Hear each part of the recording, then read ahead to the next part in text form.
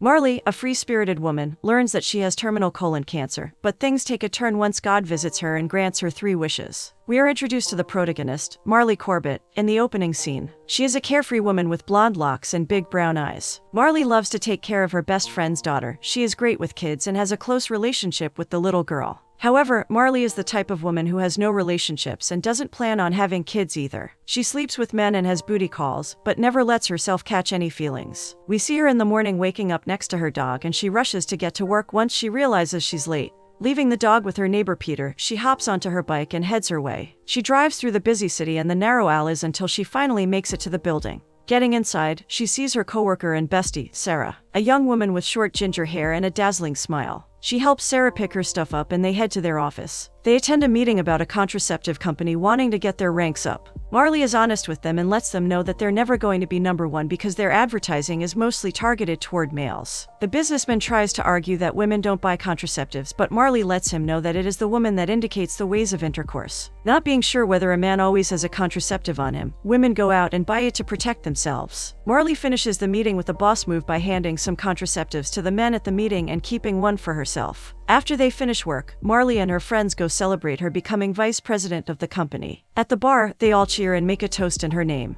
Her friend Renee advises her to buy a house, but her husband disagrees as Marley doesn't need a mortgage on her neck already. An odd-looking pizza is put down at their table by Patrick, who works at the bar. Pizza with mac and cheese is specially made just for Marley and her friends to enjoy. Through conversation, Marley accidentally hints that Renee might be pregnant, so Renee and her husband admit that they are. Their daughter Tammy is going to have a little baby brother. The group cheers as all of them congratulate the pair. After they finish celebrating, everyone goes home, but Mallory has something else in mind. Standing with Patrick outside the bar, she decides to call Doug, the first person she has on speed dial when it comes to booty calls. After having intercourse, Doug tries to stay the night, but Marley declines as she's not interested in any relationship. Marley is the cool Ann of the friend group. We get to see as she lectures Tammy about the truth of a woman's body. Ren is always looking to set Marley up with a real man that will show her an amazing time. But Marley always finds her gestures unneeded. She hands her a gift and it is a picture of a man, indicating that Marley should get with a man who wants a loving relationship, like Doug. Renee is saddened to find out that Mallory is no longer seeing Doug,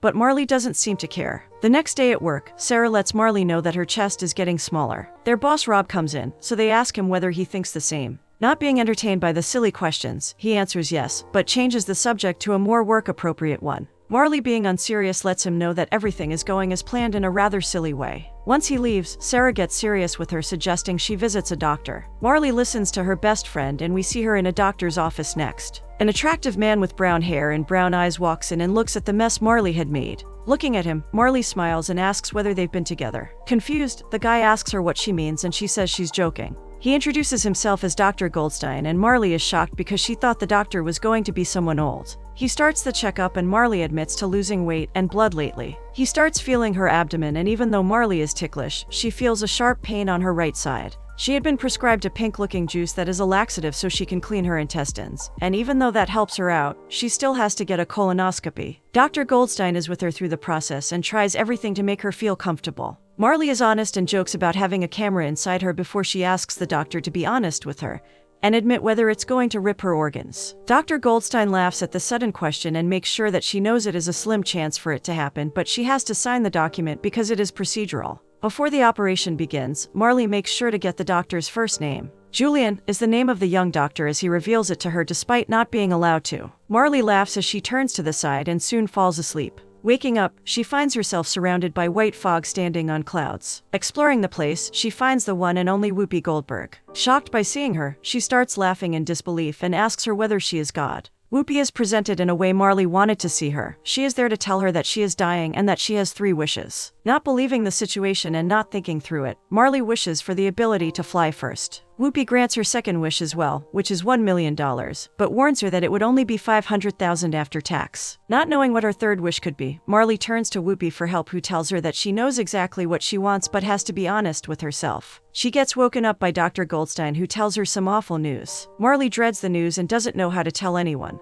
One night, she gathers all her friends for dinner and blurs out that she has cancer. Silence fills the room before someone asks how it all happened. We get to see Marley in the doctor's office when Dr. Goldstein tells her the news. He is honest with her and gives her two options: to accept treatment with Sanders or die. His words hurt Marley and she lets him know that it's not nice to be so brutal with a vulnerable patient before she leaves. After letting her friends know, she arranges a dinner with her parents who do not have a great relationship, but she wants to tell them at the same time. Her mother Beverly, a short chubby woman with short gray hair, doesn't accept the fact that her daughter is ill and can't help herself but cry. Her father Jack, a sharp businessman, lets Mallory know that he will get the best doctors for her treatment. An argument breaks out between the parents as Beverly believes that Jack can only talk about money, but he believes that she's just pretending to care about their daughter. Marley has called work and told them that she has some other disease and will be working from home. She lets Sarah know as they're driving down the freeway. An announcement on the radio catches their attention, and it is a game where the 97th caller gets a prize. Marley decides to call, but when she finds out that she has gotten a free lesson on flying, she freezes. Could her wishes be coming true? She thought it was only a dream. So Marley decides to start treatment, as we see in the doctor's office. Looking around, she sees all the cancer survivors and empathizes with them. Out of the corner, Dr. Goldstein appears and Marley is excited to see him. She continues her flirting by inviting him to sit with her. Sitting down, he asks her how she's feeling and she admits that she could use a laugh. Wanting to impress her, he proceeds to tell a joke but gets caught up in the moment. Marley laughs and tells one medical joke herself. He notices that she's trying to avoid the fire, so he comforts her by saying that it is okay to be scared. She admits that she's not, and as she goes to explain, she gets interrupted by the nurse calling her name. Marley begins her chemo treatments and believes that she will be cured, so she completely cancels her cancer. Renee is concerned about her and wishes she would stop joking about everything and be serious for once in her life, as Marley reveals that she is flirting with her doctor. Arguing back, Marley believes that there's nothing wrong as she can have fun and get cured. Her health starts deteriorating with time, but Marley doesn't let it hold her back. She goes for a walk alone one day and lets it all in. Having a peaceful day, she watches the people and animals around her as the cold breeze falls on her face. Later at night, she goes to a bar where she enjoys jazz music. Out of the corner of her eye, she spots Dr. Goldstein and invites him to her table. Excitedly, he tries to tell her a new joke he had learned but stumbles on it once again. Marley laughs and congratulates him on his effort despite it being terrible. They head out after the gig ends and Marley invites him to grab something to eat. Not being sure at first because they're doctor and patient, he declines, but it is Marley's smile that draws him to her and he agrees. After getting food, they walk around the sidewalk and Marley decides to ask him a personal question. Julian can't believe that Marley has noticed that he doesn't have a girlfriend and admits he doesn't have one because he has devoted his life to his job. Asking her the same question, Julian gets no real answer from Mallory as she claims that she doesn't need to be in a relationship to have a personal life. Arriving at her place, Marley says goodbye to the doctor and goes in alone despite wanting to bring him back to her house. There is a different feeling towards Julian that Marley doesn't want to admit to herself but will with time. Marley wakes up the next morning with her mother preparing steak for her. Despite being a vegetarian for 12 years, her mother believes that she should have some protein to get better. Marley can't stand her parents, despite being there to help. Marley wishes to be alone as she finds her mother annoying. After finishing the chemo, Marley goes to Dr. Sanders, who admits to her not having any improvement with the chemo. Dr. Goldstein chimes in with hope in his voice, claiming a trial treatment injected into the affected areas 2 times a week could help cure Marley. Wanting to get better, Marley agrees to the treatment despite it having bad side effects. She calls her father to let him know and he ends up upsetting her because he wants to take care of everything but hasn't been there all her life. The procedures begin and Beverly makes sure to be by her daughter's side. It's painful for Marley, but she doesn't give up as she wants to get healthy. She ends up being honest with her boss and admits that she has cancer in a poem. She delivers it in a joking manner, but her boss gets concerned. He asks her whether she's contacted the insurance company to grant her life insurance as she has a life-threatening disease. She will be receiving $500,000 after tax from the insurance. Marley realizes that another one of her wishes is coming true and it wasn't a dream but a sign, after all. She takes her friends and mother shopping and lets them buy all the designer pieces. Everyone is happy at first, but that happiness wears off as they start coming back to their senses. Renee can't seem to put the fact that her best friend is dying behind, so she lies to Marley that she's feeling sick so she can leave. Feeling uneasy, she admits to Sarah that she can't pretend but doesn't want to ruin her mood, so she'll be leaving because of that.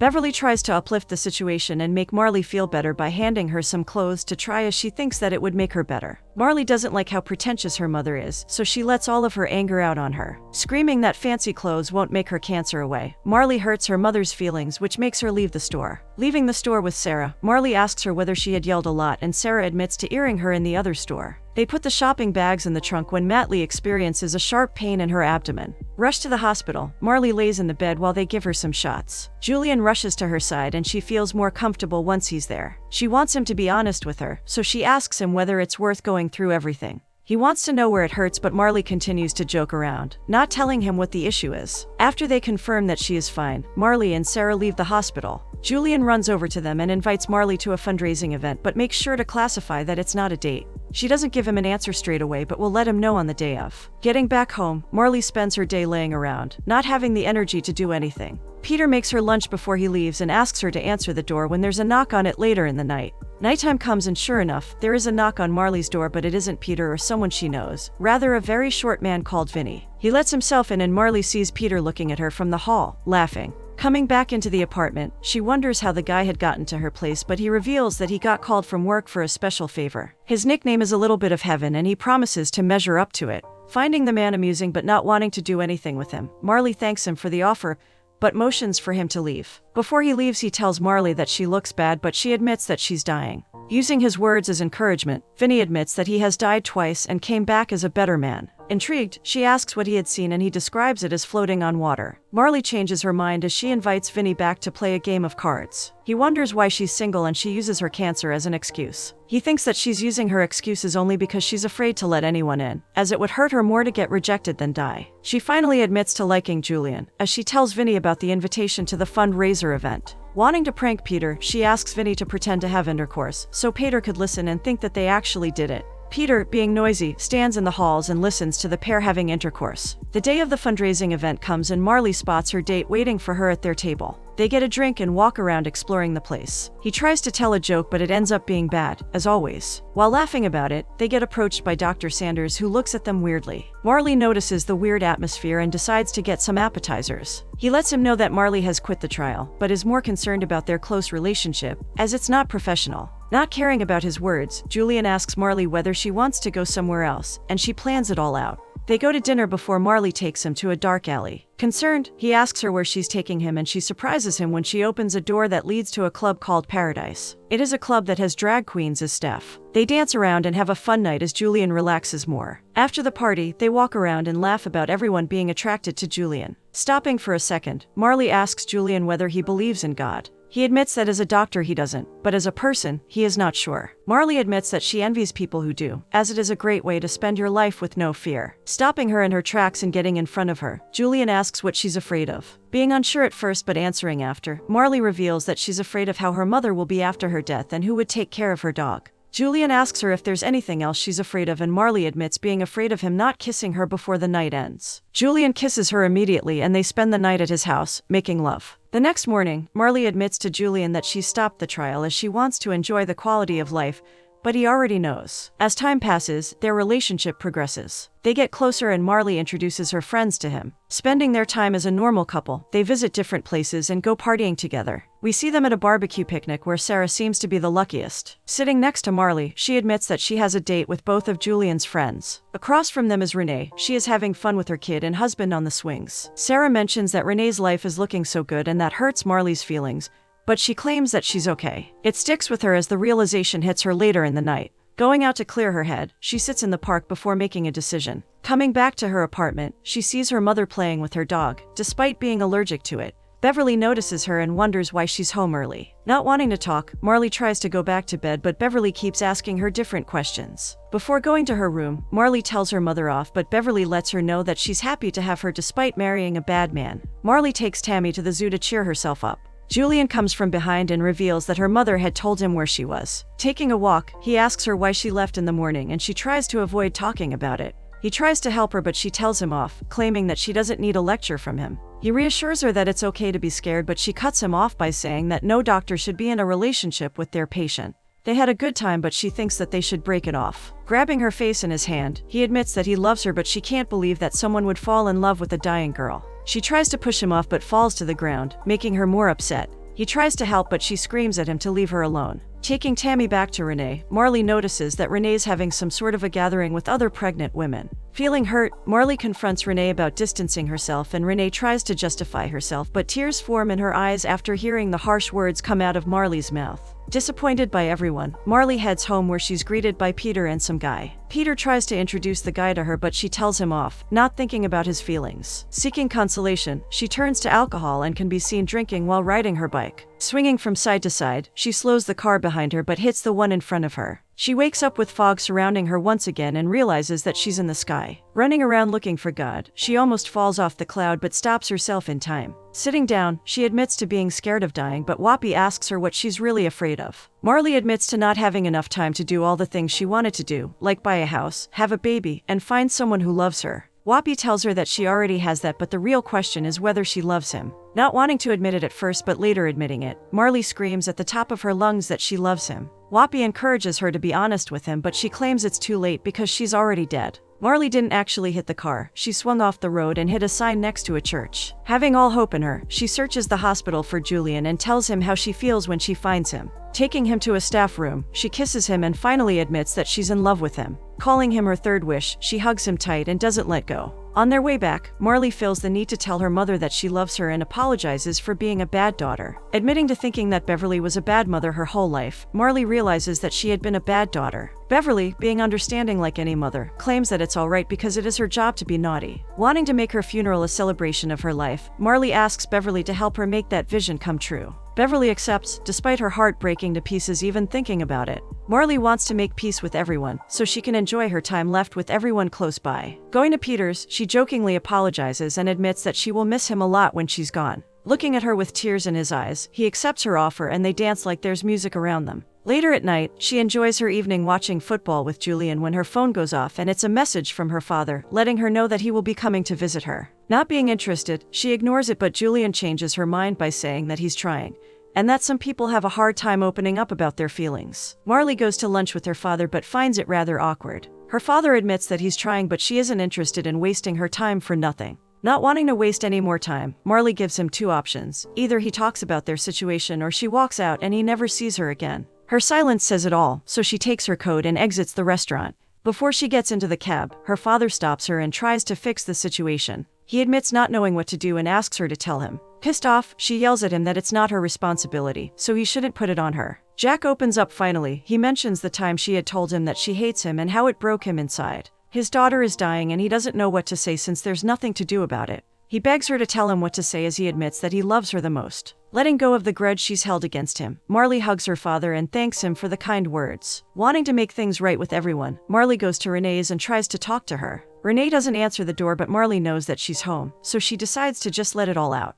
She apologizes for coming at her like she did, but admits doing so because she was angry at her distancing. She understands her situation as she has a baby on the way and her best friend dying. Marley is sorry for not being able to meet the little boy but knows that he will be beautiful like Tammy. Their friendship is one of the best things that have happened to her, she admits. Before she goes, she asks Renee to promise to tell Tammy that she had loved her like she was hers when she grows up. Her words break Renee as she slides down the door, sobbing to herself. Marley decides to fulfill her last wish standing with the support of Julian. Her first wish had not been granted, so she and Julian try to learn how to fly. Flying with a parachute, Marley lets the cold breeze fall on her face as she feels free as a bird. Eating lunch in a park with Julian, she asks him what he's going to do after she's gone. Not wanting to talk about it, he admits that he doesn't want to think about it. Giving the perfect answer, Julian tells a joke that finally makes Marley laugh. Thinking that it's time to let go, Marley finds herself floating on water, feeling relaxed and at ease. All of a sudden, she gets dragged into the water, which makes her suffocate. She wakes up in a cold sweat and realizes that it was just a nightmare, which brings tears to her eyes knowing that she has to suffer some more. She spends the next couple of days in bed, visited by all of her friends and family. One day, as Beverly's putting the clean laundry down, Marley makes a call for a surprise party for her friend Sarah.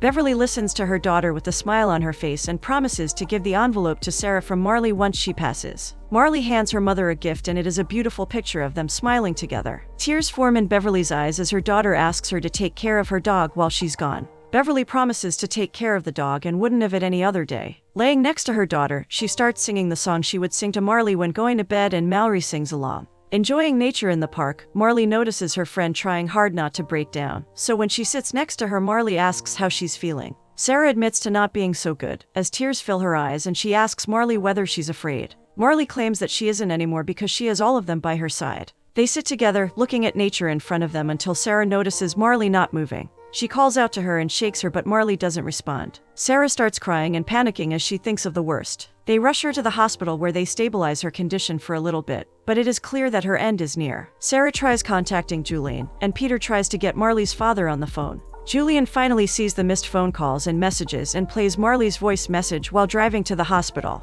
She thanks God for letting him into her life because he has helped her become the person she always wanted to be. She wants him to take care of and jokes about him not being allowed to fall in love again. Julian arrives at the hospital on time. Coming close to her, the last words are "I love you" before she lets go. A new life comes to the world as one goes. Renee gives birth to a beautiful baby boy and his cries can be heard loud and clear. At the end of her life, Marley admits to being afraid to trust and forgive, and not being enough. Marley enjoys her afterlife as she stays close to her loved ones. We see her watching over her friends and family as they have fun at Renee's son's first birthday party. Feeling her presence, Julian distances himself from the party to look far across the island. Looking at him from the other side, Marley feels at peace as she shares a glass of champagne with Whoopi while dancing to the tune.